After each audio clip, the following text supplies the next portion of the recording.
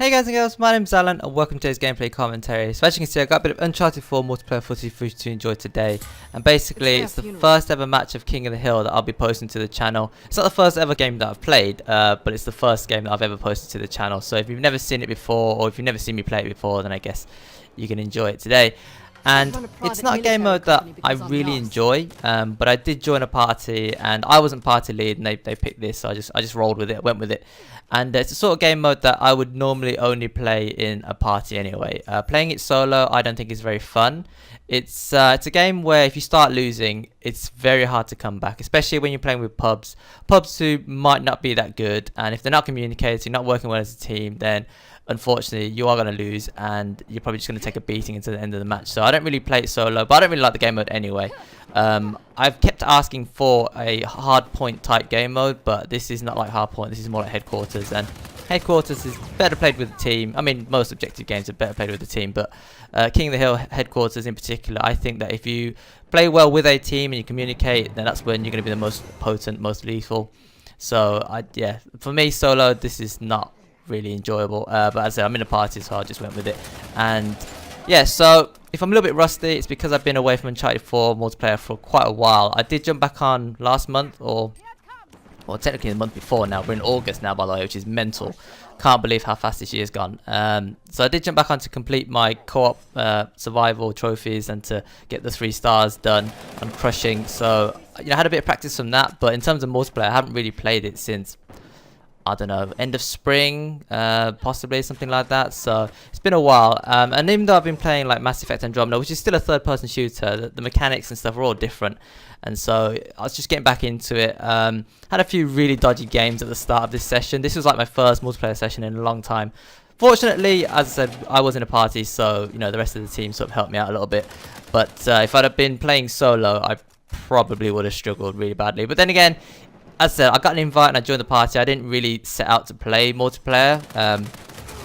I just thought, why not? There's a party going on, so why not join in? And to be honest, I was thinking about getting footage for the 2 new weapons, which is the purpose of me posting this video today, as well as showing off some decent King of the Hill gameplay.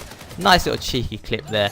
Basically, I used cover, sprayed and prayed over the cover, and enemies were just rushing me, and I managed to get a nice little 3-piece to hold them off. Last man standing, got a few points from the hill as well. So as you can see, good decent start to the match, decent lead as well in terms of the score. And as you can see, if you can hold down the hill like pretty well, one person can hold down the hill, you can get a decent amount of points, decent lead, and then you can sort of just farm kills for the rest of the match if that's how you want to play it. But I don't think that's how we played this match.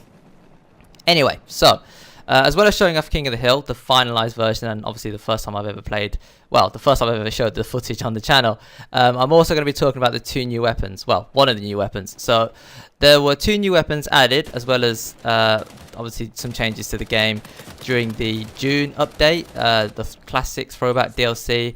If you don't know about the DLC or don't know what's included, I do talk about it on Acorn Vision. I give a full breakdown and my personal thoughts and opinions on the changes. There weren't that many changes and there weren't that many additions either. No new maps or anything, just 2 new weapons. The first one is the Carrigan 53, which is the weapon that I'm using at the moment, and the other one is the, well, it's like a dual burst weapon. It's a GX-9, and I'll be talking about that in a separate video as soon as I get some decent gameplay, because as I said, I haven't really played much multiplayer of late, and that weapon is not that easy to use in my opinion. But maybe it's just because I'm rusty, I don't know. But it is a burst fire weapon as well, and I'm not the biggest fan of burst fire weapons, as I've said in previous videos. So as soon as I get decent gameplay of that, I'll upload it and obviously talk about the weapon at the time.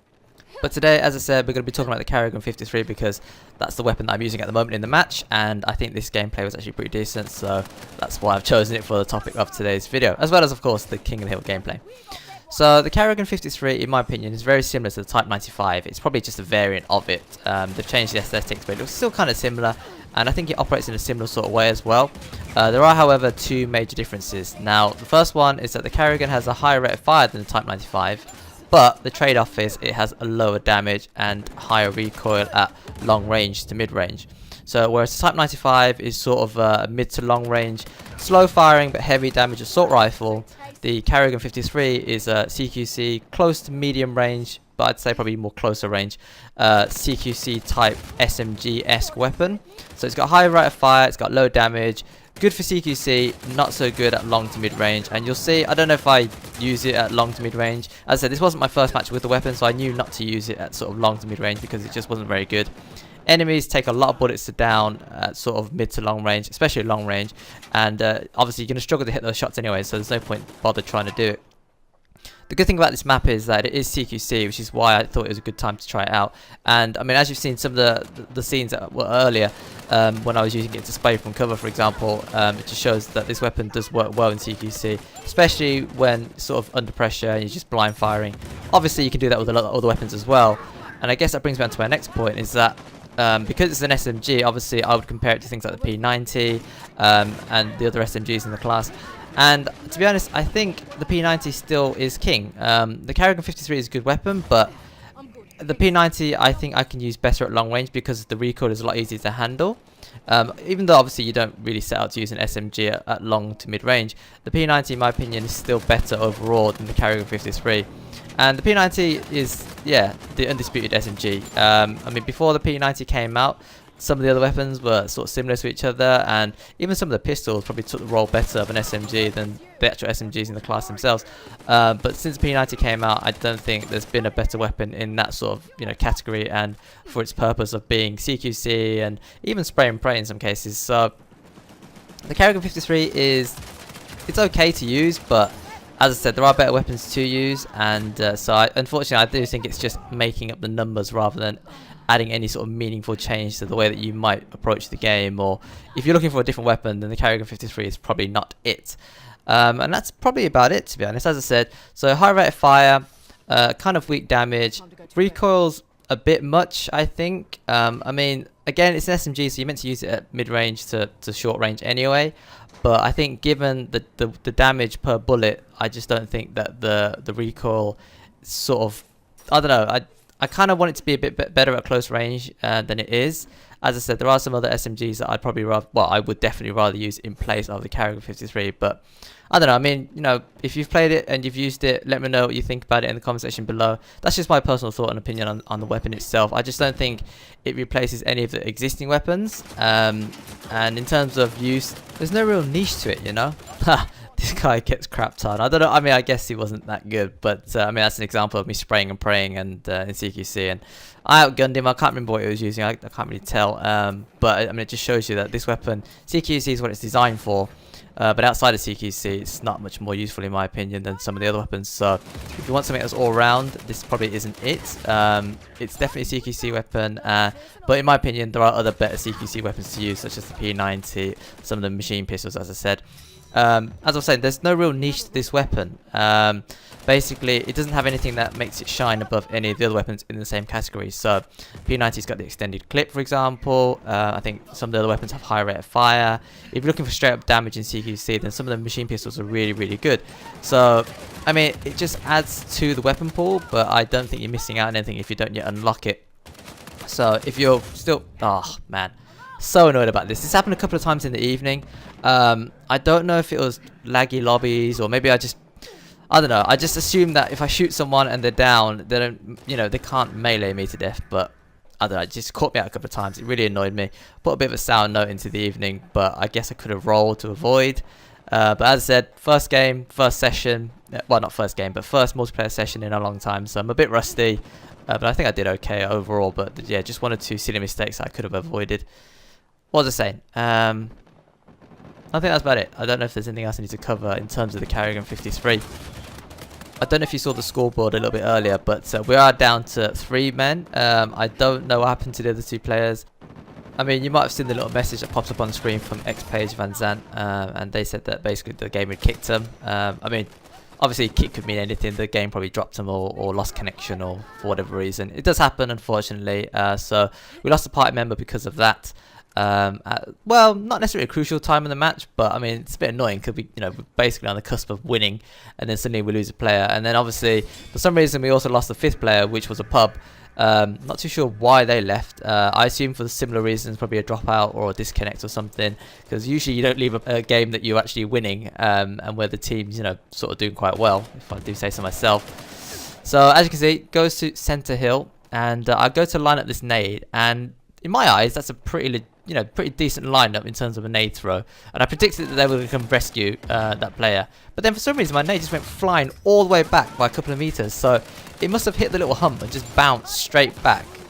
So I should have just arc nade it instead, just, you know, just a standard arc throw over the crate. And that could have picked up a cheeky triple. Unfortunately, I did mess it up, or something went wrong. I don't know. I'm a little bit rusty, as I said. First match in a long, well, first multiplayer session in quite a while, as you can probably tell by some of the shots that I'm trying to hit, but failing miserably with. But yeah, my teammate came and backed me up, and I still managed to get the KOs. Well, a couple of the KOs. So I guess it could have worked out better, but it was alright situation as it was. And then that player there, I anticipated the rope melee, so I hid in the corner. Fortunately, they weren't very good. That situation, you can still land a rope melee kill, so they probably should have done better, but I hid around the corner, I did what I could to avoid it, and fortunately they missed the jump, and so I stayed alive, got the turn on them. Again, teammate helped me out, so that was good. This is another example of BS-ness that I don't really understand. Clearly I'm round the side of cover, and I managed to get hit and downed. So it does lead me to believe that this game is probably a little bit laggy. I mean, we're quite a while into the life of multiplayer now, Uncharted 4 multiplayer, so obviously there's not as many people playing, there's not as many good hosts, there's not many good lobbies, so it's not surprising that obviously you get some dodgy instances like this. Right, so as you can see, we're onto the victory hill, or at least our side's onto the victory hill. So basically, you have to get to 200 points. When you get to 200 points, assuming you're in the hill that you're holding, then the hill automatically gets cancelled out, and then they rotate in the new hill. And if you're the winning team, or at least you're on the 200 point side, you just need to capture that victory hill, and you don't have to hold it for any length of time. You just need to capture it once, and then you've won the match. And the enemy team, obviously, they have a chance to try and gain more points to get to 200 points, and then they'll be going for a victory hill capture. So as you can see, we managed to just about hold off the enemy team from capturing that hill, and then we managed to hold it down. As you can see, victory hill captured, and that's the game won. And I think I did quite well in this match. Could have done better in some places, but overall quite a decent performance given how long I've been out of multiplayer 4 and how rusty I was in the match. And also we were 2 men down as well, so quite good in that respect, holding our own and keeping the lead despite losing 2 players about halfway through into the match. Right, so that'll do it for today's gameplay commentary. If you enjoyed the content, consider tapping that like button, I really do appreciate it. As I said, if you've got any thoughts you'd like to share with me regarding the Carrigan 53 or anything else I've talked about today, let me know in the comment section below. Just one final note, so the video before this one was a live gameplay of Destiny 2 Open Beta PvP match. The next video will probably be another one because I did get 2 pretty decent good games, so I'll probably post that one possibly tomorrow, maybe sometime early in the week, but we'll have to wait and see how it goes. But yeah, until next time, thanks for watching, thanks for listening, take care, and I will see you later.